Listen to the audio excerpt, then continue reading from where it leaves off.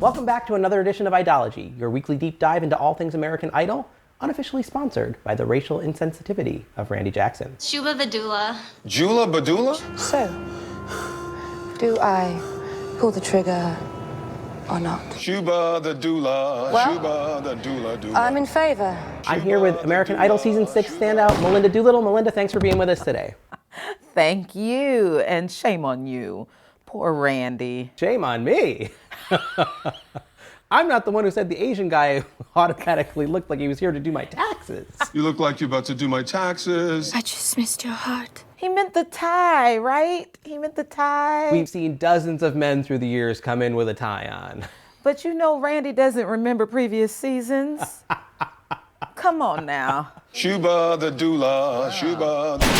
Anyway, you know one of my favorite hobbies in life is to revoke golden tickets from people. It's a bit like pulling legs off flies. You know I like to be nice. But this week, I'm gonna have to join you on this one. Then, darling, you will have much to answer for. I don't know, that Papa Peachez thing. Peaches is what Peaches does, bro. Between Papa Peachez and National Anthem lady.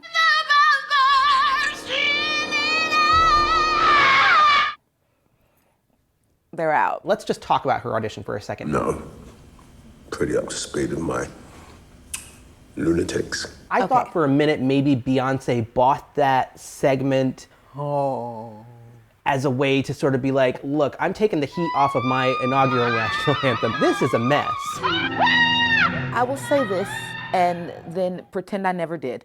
But there were traces of good singing in there. Like traces. Like on CSI when they need that light with the luminol to find where the blood is in the room. There were those traces, but you needed a machine to find them. Sherlock, that wasn't kind. And she had spunk for days. I mean, she dropped it like it was hot in front of the judges. Drop it like it's hot! Clearly the producers had said to them, we want her through to Hollywood, so you're gonna put her through to Hollywood, right? They couldn't have spontaneously decided it was a good idea to send her on through. I think I'm with you on that one. Maniacal laugh. Maniacal laugh. As she left the room, Mariah was like, What just happened? That was a wreck. That was her exact quote, that was a wreck. After she said yes. And After she said slightly gave her the wrong lyrics. For the ramparts we watched. For the ramparts. I'm like, oh, Mariah. Or the ramparts, come on. Let's talk about, you say his name, because I like the way you say his name. Papa Peachez. I'm a woman in disguise.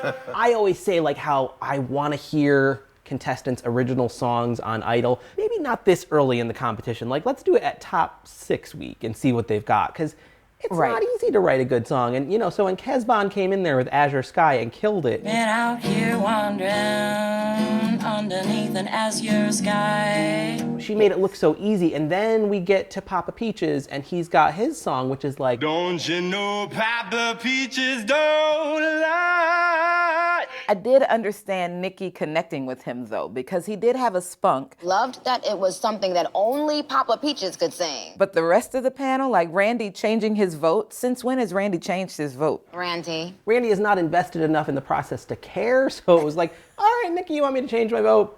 I'm in. I've changed my vote. You're through to Hollywood. Welcome to Hollywood. Yeah. I was surprised Mariah gave him a yes because he actually interrupted her mid-critique. She was like, you're a quirky artist. And he was like, I'm a quirky artist just like Nicki Minaj. That's why I love Nicki Minaj. And it's like, I'm surprised that she didn't like do this light shift in eyebrow and then the icy somehow that didn't happen. She was very composed, very composed. So that's my opinion. I'm not sure if I'd been in Mariah Carey's shoes and outfit.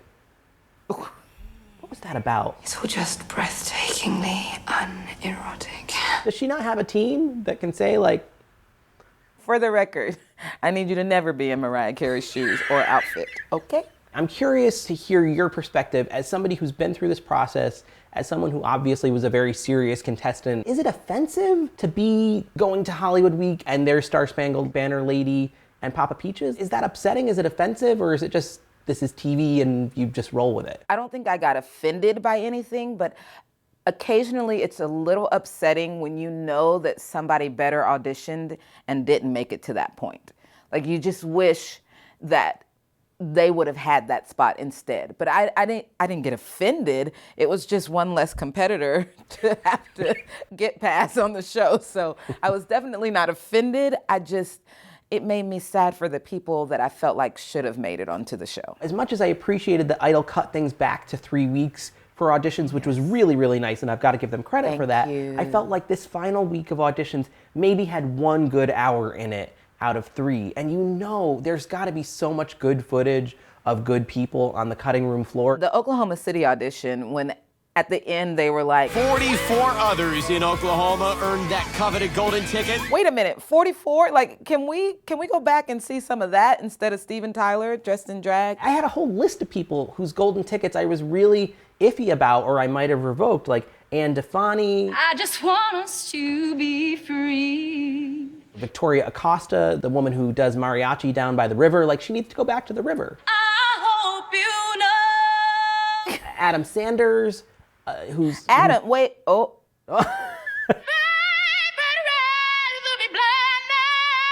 You can't take his back. I mean, you might not like him, but the boy can sing. But I'm gonna take it away from the hot Iraq guy, Matt Farmer. Sheer cuteness. Cuteness, and how about the girl? Keith I was like, thank you, great Keith, for like being able to acknowledge that a hot dude has walked into the room. And I'm still trying to figure out why he brought the baby in. She's like my biggest fan. Anyway, and I'd also take away Carl Skinner's golden ticket. I knew that I would now. Can we just say that from now on we will introduce ourselves like he did? Hey, I'm Carl. Hey! I'm Melinda Doolittle. Ow! Like, can I do that and we be okay with that? Okay, Melinda, we've revoked like dozens of golden tickets now. Let's talk about who did we like this week, because there were a few good people. I have a little crush. So here's the deal. I am loving Nate. For once I can say, this is mine, you can't take it. First of all, his voice is beautiful. Secondly, I don't know why I'm saying this, but I feel like he picked the perfect audition song. Go figure. As long as I know I have a love, I can make it. I know that I'm not supposed to get like intrigued by backstory, but just having 2 deaf parents and the way that he explained it. They're probably thinking, like, what if Nate sucks? Like, what if he's completely horrible? We have no idea. I mean, a real sense of humor about it. It wasn't like, this is my sad backstory. It was like, this is my life, and I'm a funny, self-deprecating kind of guy. I love him. Can we just talk about Randy's insensitivity? I know we talked about this at the beginning of the show, the taxes thing, but then like Shuba Vadula comes in and he's like, Bula Badula. Jula Badula? He can't just do it once. He has to do the joke like 46 different ways. All right. There he is. And it becomes increasingly less funny with every variation. Oh. Chula Pachula. It was awful. Jabuba. I love Shuba.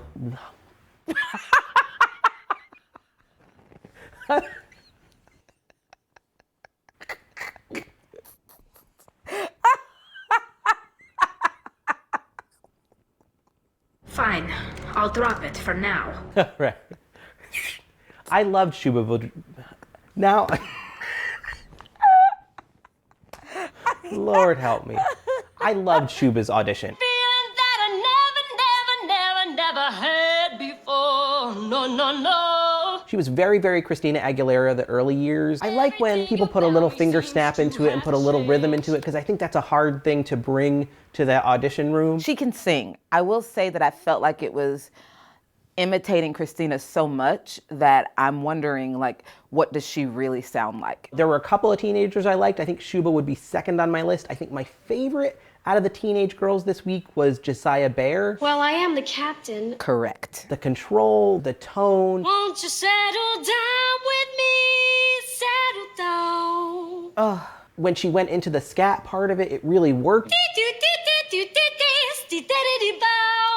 Just her control over her voice, the little vibrato that she added right at the end of a line. I mean, the girl was on fire. And then to be in the midst of some crazy alarm going off and still be composed. Settle down. Oh, no. We could settle at a table. There's no way she's a teenager. I can't believe it. I have to say, though, I think my favorite out of all the auditions this week was Rachel Hale. She was great. You don't need no baggage, you just get on board.